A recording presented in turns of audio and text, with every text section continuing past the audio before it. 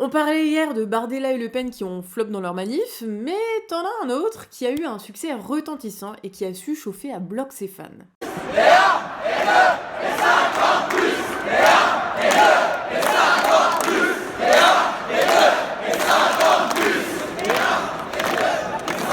attention, qui ne saute pas n'est pas Macron.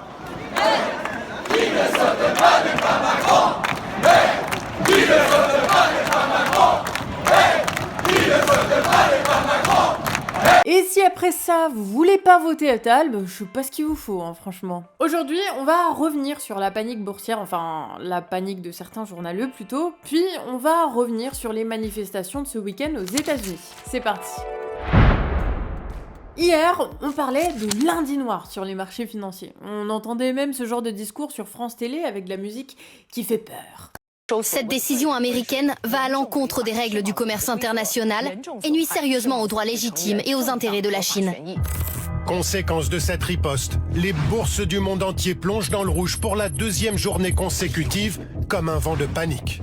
Les géants de la tech aux États-Unis sont les premiers touchés. Rien qu'hier, Apple a perdu l'équivalent de 340 milliards de dollars. Apple aurait perdu 300 milliards. Faudrait presque les plaindre. Sauf qu'encore une fois, la réalité, elle est un peu différente. Pour comprendre cette crise, il faut revenir aux bases. La crise, elle a lieu sur ce qu'on appelle le marché des actions. C'est un lieu où on vend et on achète des bouts de propriété des grandes entreprises. Pour faire simple, si tu possèdes 40% des actions de Total Energy, c'est que tu possèdes 40% de Total Energy. T'as donc un grand pouvoir de décision dans l'entreprise et tu touches chaque année les dividendes. Ces actions, elles sont évaluées en permanence à la bourse, avec des prix qui fluctuent. Si Total annonce un nouveau contrat d'exploitation en Irak, par exemple, les spéculateurs vont acheter l'action en pariant sur une hausse de sa valeur. À l'inverse, quand Boeing annonce une série d'incidents graves, sa valeur diminue. Les spéculateurs se débarrassent de l'action en pensant qu'elle va continuer à baisser. L'idée pour les spéculateurs, évidemment, c'est d'acheter au plus bas et de revendre au plus haut, faire un bénéfice et réinvestir dans d'autres actions.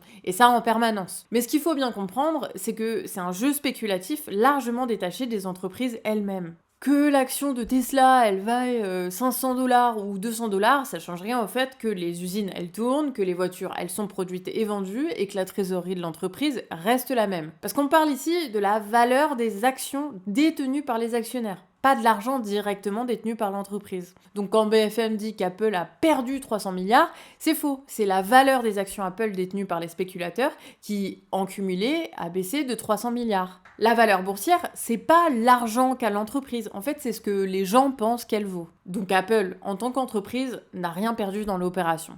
Par contre, on se retrouve avec plein de fonds et de gens qui ont vu leur portefeuille actionnarial perdre en valeur et qui vont faire pression dans les conseils d'administration d'Apple, par exemple, pour multiplier les annonces de produits ou les licenciements afin de revaloriser les actions et pouvoir les revendre au prix fort. Certains vont forcer l'entreprise à racheter ses propres actions pour en faire baisser leur nombre sur le marché et gonfler artificiellement leur valeur. L'autre lien entre le marché boursier et l'économie réelle, ce sont les banques. Les banques, elles possèdent elles aussi de nombreuses actions et parfois elles prêtent de l'argent en prenant ces actions comme garantie. Donc si les actions chutent trop, les crédits sont plus assurés et ça peut finir en crise bancaire comme en 1929. Autre cas de figure, certains immenses fonds de pension font fortune grâce à des produits financiers basés sur les valeurs actionnariales qu'ils vendent par les pubs d'intro des vidéos YouTube. Alors un vent de panique sur les marchés pourrait pousser de nombreux petits investisseurs à retirer leurs billes et faire s'effondrer des fonds de pension qui ont depuis longtemps dépensé l'argent qu'on leur avait confié. Comme avec la banque SFG il y a 2 ans. Bon, tout est un jeu de spéculation, mais ça peut avoir des conséquences très concrètes sur l'économie. On le voit par exemple dans le prix du pétrole, qui a chuté par anticipation d'une baisse de la demande mondiale à cause des tarifs douaniers. Il y a plein d'investisseurs qui ont préféré, eux, prêter à 4% au trésor américain plutôt que de miser sur des actions qui chutent.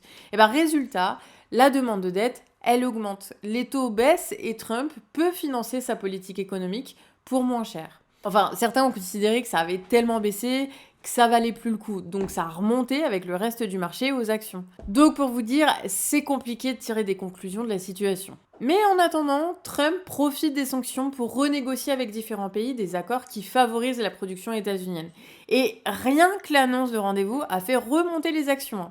D'ailleurs, le lundi noir promis, il n'a pas eu lieu. Les actions ont globalement remonté. Quand une action Apple, elle perd 20%, il y en a plein qui se disent que c'est le bon moment d'en acheter, en pariant que dans 6 mois, elle aura retrouvé sa valeur. La spéculation à la baisse, elle amène donc aussi une spéculation à la hausse. Et ces phénomènes, on les appelle des purges. Tout baisse, les investisseurs se replient sur des valeurs refuges qui, elles, tiennent le choc. Ça fait le tri entre les entreprises survalorisées qui chutent et celles jugées fiables qui se maintiennent. Un peu comme un incendie dans une forêt. Alors oui, peut-être que ça va dégénérer en crise économique majeure, mais pour le moment, on n'en est pas là. Mais vous savez, la télé adore jouer sur la peur et la panique avec des trucs qu'elle n'explique pas. Bon, au final, le problème est pas tant les tarifs douaniers que le fait qu'une économie mondiale soit organisée par les marchés financiers et non par le peuple lui-même. Bref, si vous voulez investir, mieux vaut faire des dons à des médias indépendants comme Le Canard. Bon, vous achetez pas des titres de propriété, mais en fait, vous permettez le fonctionnement d'un média militant et indépendant. Et on est sur la dernière ligne droite aujourd'hui avec la barre des 110 000 € franchis. Il nous reste plus que 10 jours, alors financez-nous via le lien en description. Merci. Samedi, on a vu des manifs de masse émerger contre Trump et Musk. Et les gens y dénonçaient plein de choses comme les droits de douane qui vont faire exploser les prix, le licenciement des fonctionnaires, la répression des migrants ou l'interdiction de l'avortement. Mais le thème qui les rassemble tous, c'est l'accaparement du pouvoir par les milliardaires. Bon, c'est clair que l'État gouvernait déjà pour les banques et les grands groupes, mais aujourd'hui, l'État est dirigé par les milliardaires eux-mêmes, et c'est ça qui met en colère le peuple états-unien.